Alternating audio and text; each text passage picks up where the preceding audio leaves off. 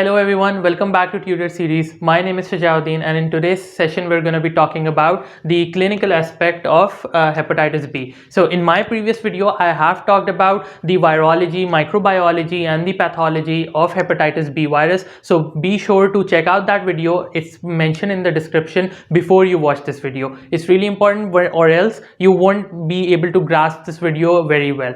So now in this video we're going to talk about the signs and symptoms briefly, and we're going to talk about the investigations, management and complications of hepatitis B. So I have mentioned signs and symptoms in my previous video, but I'll just review them again for you guys. So hepatitis B, you have acute infection and chronic infection. If it's within 6 months of the entry, so you're gonna have an acute infection. After 6 months you're gonna have a chronic infection. So we're gonna divide the signs and symptoms in acute and chronic. So in the acute form you're gonna have a lot of symptoms, because in the acute stage you have a higher amount of symptoms, because that is when the disease is acting inside your body. While in the chronic, already your body has fought a lot, so you usually tend to be asymptomatic or you have vague symptoms, right? So in the acute stage you're gonna have arthralgia, myalgia, fever, jaundice, right upper quadrant pain,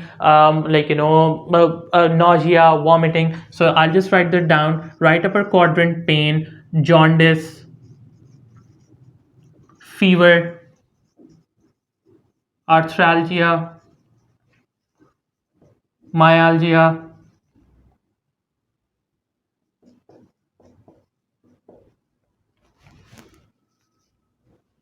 and fatigue, right? Nausea and vomiting. These are going to be basically your set of signs and symptoms in the acute form. While in the chronic form, you can be asymptomatic,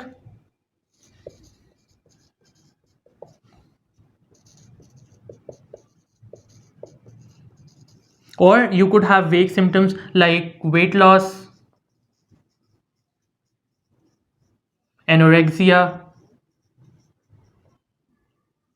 You can have abdominal pain, but this abdominal pain won't be like the one in the acute form. It's not going to be right upper quadrant, while this is going to be a vague abdominal pain that the patient might not be able to identify for you. I mean, they won't be able to put a finger that, yeah, this is where it hurts. No, they're just gonna say that I have abdominal pain over the whole of my abdomen, right? And in the chronic stage, you can also have extrahepatic manifestations, like I mentioned in my video earlier, in the previous video actually, that you can end up having vasculitis, that is polyarteritis nodosa, or you can also have a nephritic syndrome, that is glomerulonephritis. So these could be your extrahepatic manifestations. So I'll just write them down here. You can have PAN or membranoglomerulonephritis, short for MG. So this is what you will have in the acute or the chronic form. Now, so coming on to investigations, how are you going to investigate a patient who you think might have hepatitis B? So what you can do, like in my previous video, I discussed this in detail, how what you'll have in terms of antigens and antibodies. So in a patient of hepatitis B, the first thing that you need to do is check for the core antigen the core antibody, and check for the surface antigen in a patient. So what are you going to do? Order a surface antigen and order a antibody, anti-core HP. Yeah, so order a surface antigen test and a core antibody test. With this you will get to know two things. If you get a positive antigen and if you get a positive core antibody, you will know that the infection is active.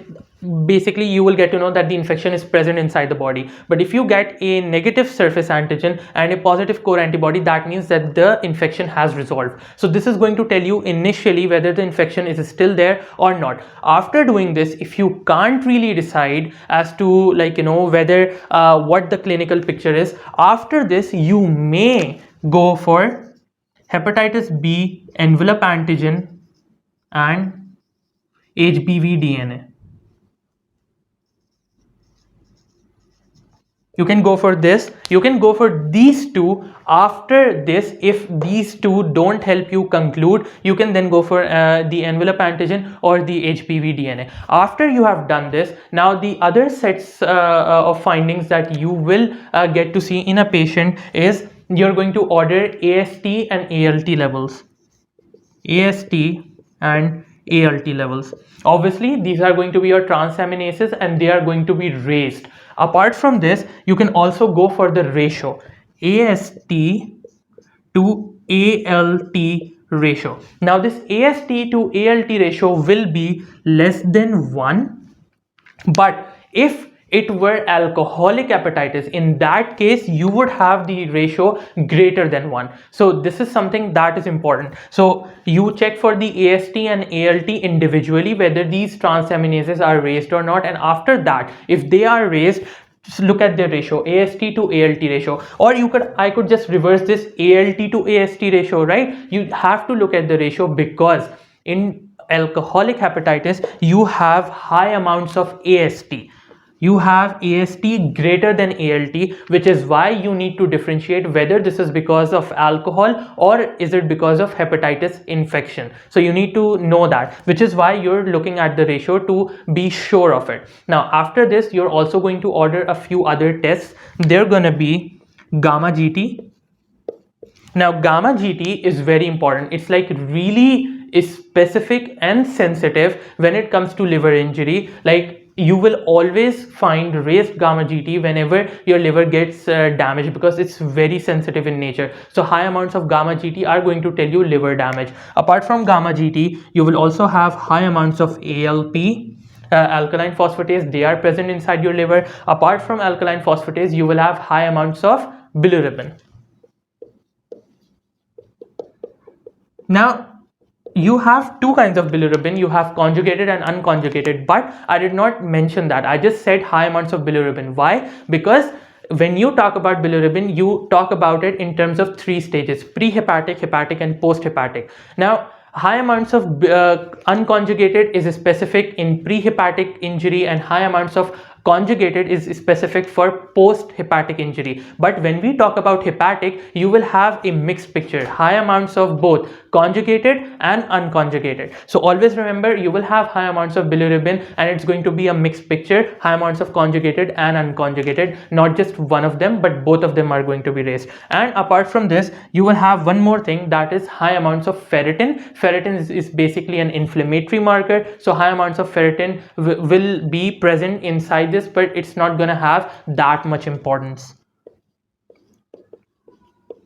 So yeah, high amounts of ferritin. Apart from this, these lab investigations, what you can do is you can also order an ultrasound. In the ultrasound, you can check the echogenicity of the liver and see what the condition of the liver is. So you can visualize the liver through an ultrasound. So yeah, I'll write this here. Liver ultrasound, right? Visualize the liver through that, or you could also do a liver biopsy, because in the liver biopsy you would be able to appreciate the morphology that I discussed in the previous video. So make sure to watch that to grab the whole concept very well. It's mentioned in the description. So go for a liver biopsy as well.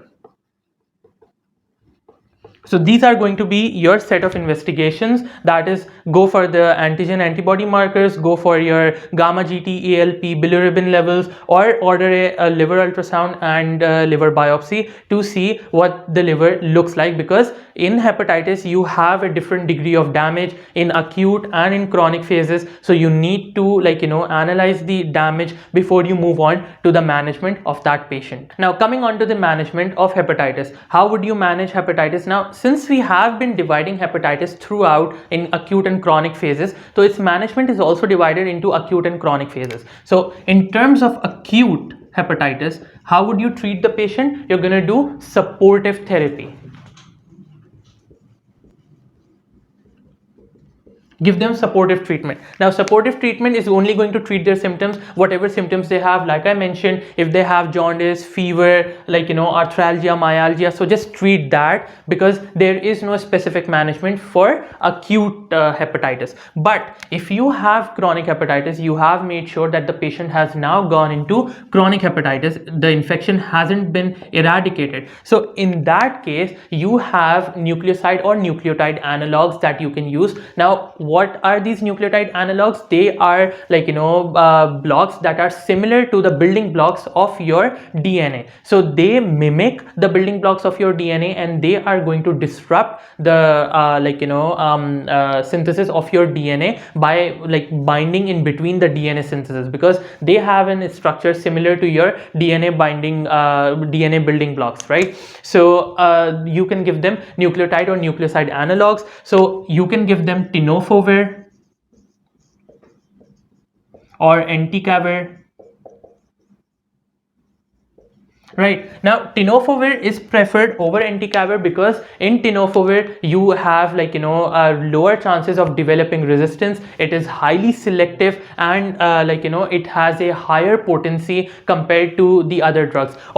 Or else you, instead of tenofovir, you have entecavir, you have lamivudine option available as well. So you can give them lamivudine.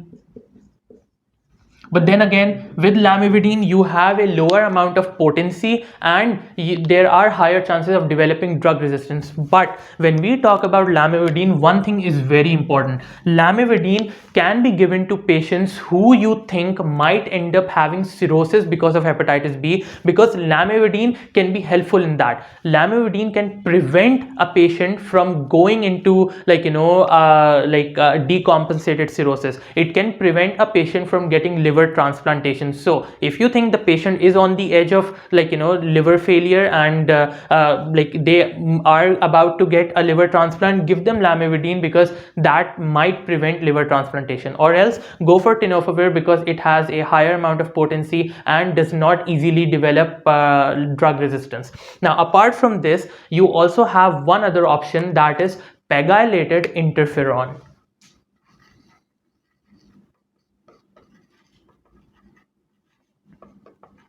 Now, when I say pegylated interferon, let's understand this in two different parts. What is interferon? Interferon is a substance that has the capability of it has antiviral activity, anti-myeloproliferative activity, and it has a anti-neoplastic activity. So interferons are really important substances. Now, when they are pegylated, what does pegylation do? It increases their molecular mass, it increases their molecular size, which leads to slow absorption and increased amount of half-life. So pegylated interferon are also a treatment option that you can give to patients who do not really respond to the above therapies. But pegylated interferon has a lot of contraindications, and it has very severe adverse effects. So you can't just give it to every other patient. You can't give it to people who are pregnant. Pregnant women cannot take pegylated interferon. Apart from that, patients who have myelosuppression, that is thrombocytopenia, leukopenia, you cannot give pegylated interferon to them. Apart from that, patients with psychotic disorders, if they have any psychotic disorder, like they're depressed, any depressive disorders, you can't give it to them as well.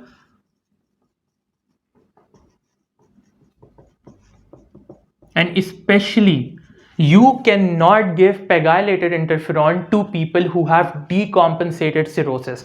One thing to remember, lamivudine can be given to people who have a degenerating liver.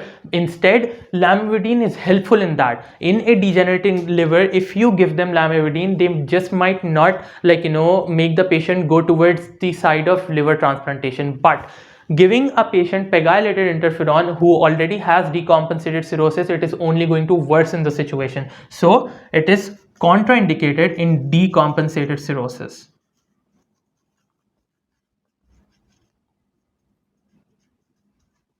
So these are the contraindications. Apart from that, the adverse effects of pegylated interferon are going to be flu-like symptoms, arthralgia, myalgia, you have alopecia, like hair fall starts happening, you have leukopenia, thrombocytopenia, the patient can go into liver failure. Apart from that, the patient might get depression. So these are the adverse effects, and you have similar contraindications as well. If the patient already has all these, do not give them pegylated interferon. Apart from that, pegylated interferon is really good. You can give them if they don't have any of these contraindications. But what would be the definitive treatment? I mean, this is all your, like, you can say palliative care, or like, long-term therapy to see the patient might get better or not. But if I were to say definitive treatment, what could that be? Think out of the box. We don't have boxes, but yeah, it could be liver transplant, right? Just transplant their liver. I write it down here.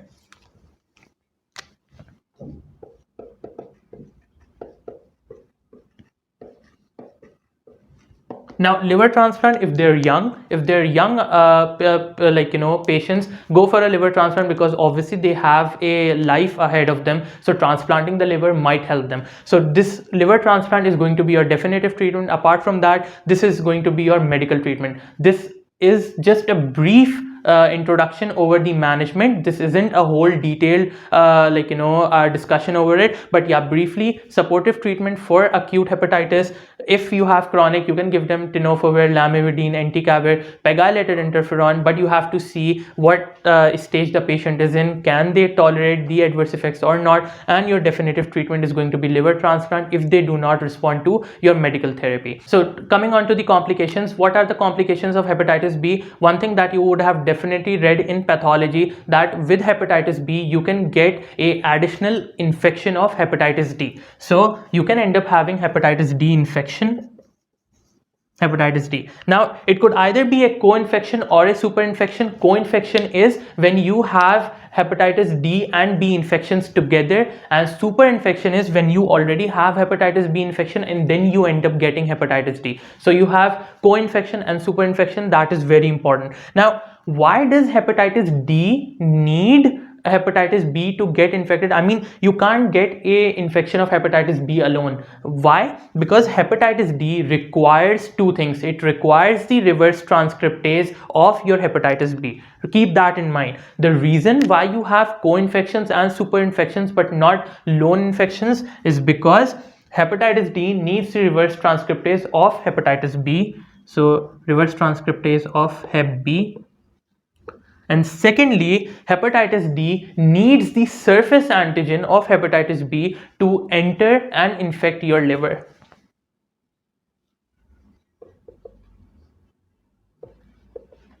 It requires the hepatitis B surface antigen to enter. So that is very important, hepatitis D infection. Apart from hepatitis D, what you can get is you can get acute liver failure.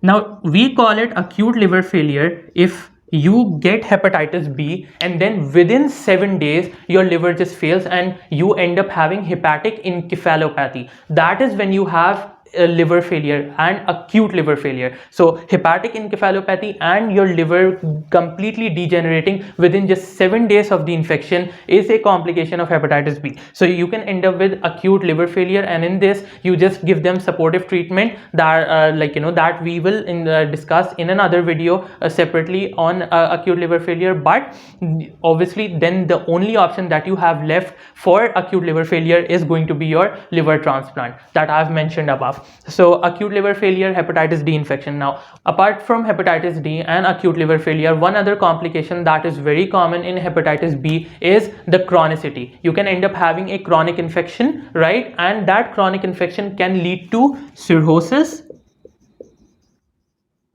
or hepatocellular carcinoma. You can either have cirrhosis or hepatocellular carcinoma, so that is very important to note. Now, if a patient has cirrhosis, now we discussed the signs and symptoms of acute and chronic infection, right? But if the patient ends up with cirrhosis, what would be the signs and symptoms in a patient of cirrhosis? You will have hemorrhoids, you will have variceal hemorrhages. Apart from that, you will have ascites, you will have reduced amount of albumin, skin. You will also have hepatic encephalopathy. So these are going to be like, you know, your major findings in a patient of cirrhosis. I'll just repeat them again: hepatic encephalopathy, ascites, you will have portal hypertension, you will have like due to portal hypertension you will have esophageal varices, you will have caput medusae, spider angiomata, you will have hemorrhoids. So these are going to be the findings in a patient with cirrhosis if they end up having cirrhosis from hepatitis B. Apart from that, if they have hepatocellular carcinoma, so obviously they will have right upper quadrant pain, is going to be severe in nature, and you can, like, you know, obviously do a liver biopsy and see like if they have like, you know, hepatocellular carcinoma. You can differentiate that on the biopsy.